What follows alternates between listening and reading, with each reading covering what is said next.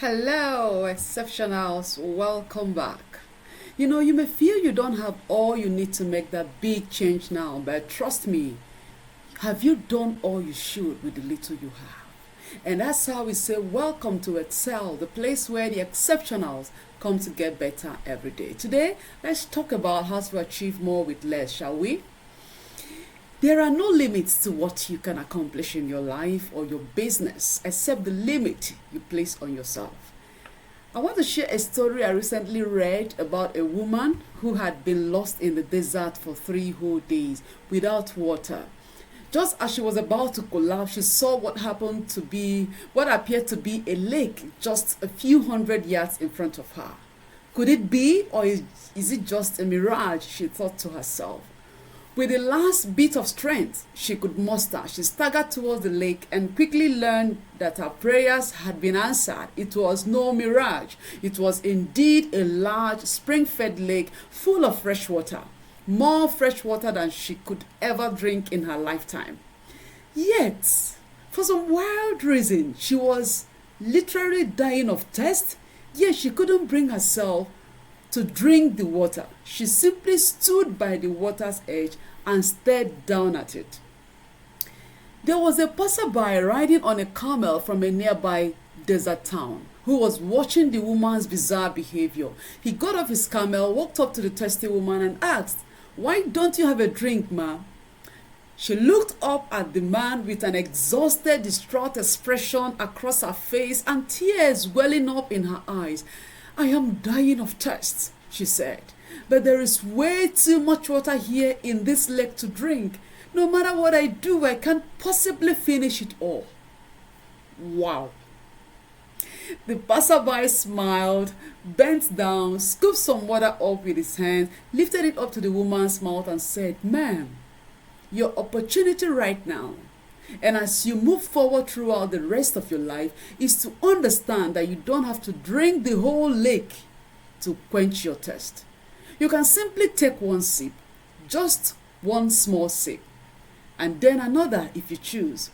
Focus only on the mouthful in front of you, and all your anxiety, fear, and overwhelm about the rest will gradually fade." So what's the moral of the story? The moral here for us, my exceptional friends, is to challenge yourself throughout the day to focus solely on the sip, that task, that little step that you're taking. Your consistent effort will compound over time into a resounding success. And that's why I want to recommend that you read The Compound Effect by Darren. It's a very, very beautiful book that will help you to get better every day. The link to the audio version of the book is included in the description of this video. So, my exceptional friends, that's all life is. Small, positive actions that you take moment by moment, and then one day, boom, when you look back, it all adds up to something worthwhile. Something that is often far better and different than what you had imagined when you started. So let's take another look at your expectations this year and take a few action steps. Number 1, have you written your expectations, what we call goals, down for the year? If you have, bravo. Now the next thing you're going to do is to take a critical look at the goals again and break it into biteable sizes with timeline. Just as the woman in her story was encouraged to take one sip at a time, that's how you should take one step at a time in achieving your goal. Then you set clear action plans for each aspect of that goal. Then go a step further to include how to accomplish the what, meaning you create a routine, a system around the goal. We are all creatures of habit. If you really, really want to achieve something meaningful, why not create system or routine around that thing, and you see yourself just sliding in and excelling at that particular thing. So for the leaders in our Excel community, I'm so passionate about empowering leaders.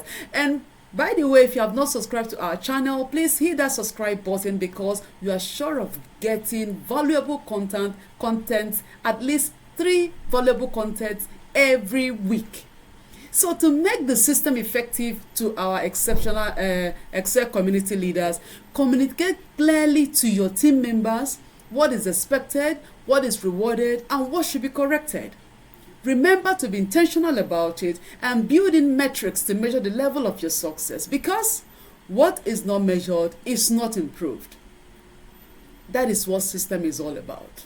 Putting the structures in place, getting clear on what is expected from every of the team members, what should be rewarded and what is corrected. When you see that thing that should be corrected, you correct it. When a team member does something that should be rewarded, go ahead and reward it.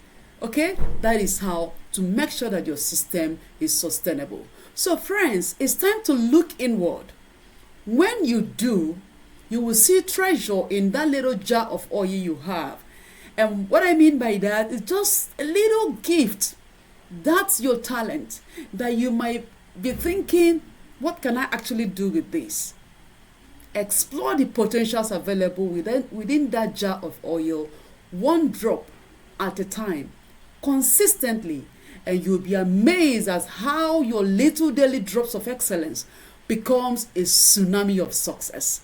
I recommend this video at the top right hand corner to help you excel by knowing yourself better, because you can only excel when you know yourself, you know your strengths, you know your weaknesses, you know how to explore those strengths to take opportunities that come your way. Now, here are some ways you can do more with less in your personal life. Number one, don't wait for things to happen. In this our community, we are proactive people. We take the lead of our life because we take full responsibility for whatever happens in our life, whether good or bad. Time has gone where you should be expecting people to do this for you, to do that for you. My friends, no one owes you anything. Take the lead and be in charge of what happens in your life. Take control of what you want to do. Go ahead and get it done. If you fail, you get back up and keep moving. Show care to yourself and others. That little act of kindness can save a life. And number three, simplify your life and eliminate unnecessary complexities. Why would you bombard yourself with so many things? Hello, life is too short to carry so many loads on yourself. Simplify it. Focus on what really matters, where your strength truly lies. And number four, focus on what's important and eliminate what's not. That is the key for your personal life. For those in the workplace, here are a few changes that you can quickly and effectively make to reorient your business and help those within it to better prioritize their own personal goals and objectives. Number one, set your priorities right. We cannot overemphasize the need to get your priorities right. Prioritize your task. And I always talk about using Eisenhower metrics, where you put your tasks on the column for urgent and important, not urgent and not important, so that when those things that are not really urgent but they seem important, you should know what to do. So you need to strategize and place your priorities right. Hack away at the unessentials. Focus on what's most important and execute on it. You can adopt this to help you to focus on what matters most for your business. I'm talking about the Eisenhower metrics. Now, number two, look at the job descriptions of your team members and ensure they are explicit in detailing the focus of each position. And this is a call to action for you to go back and check how detailed the job description you give to your new hire is. Does it really capture everything they're supposed to do? At least 85 to 90%. Getting this right will save you the stress and time of repeating instructions and correcting mistakes. And number three, re-examine evaluation metrics to ensure that they clearly reflect your company goals, so that all team members are aware of what result the business is looking for and when they are expected to be achieved. You need to carry everybody along, and this is how to really explore their strengths to be able to, achieve more with less stress. Number 4, streamline workflows and leverage technology to work smarter. This is a digital age, my friends. If you are not leveraging technology, I wonder what you're doing. So you have to have a rethink, look at your strategies, look at what you're doing, and see the areas that you can automate with technology to make your work easy and smarter. And number 5, create flexible workplace conditions to avoid burnout and unnecessary pressure. People, job seekers these days, they are looking for flexible work environment. If your team members can do their work remotely sometimes, why not create that opportunity? Because COVID-19 actually proved to us that we can work remotely and still be effective. So make the work condition to be flexible so that your people will always be at their best every time. And lastly, number 6, recognize your people. Your people are the heartbeat of your organization.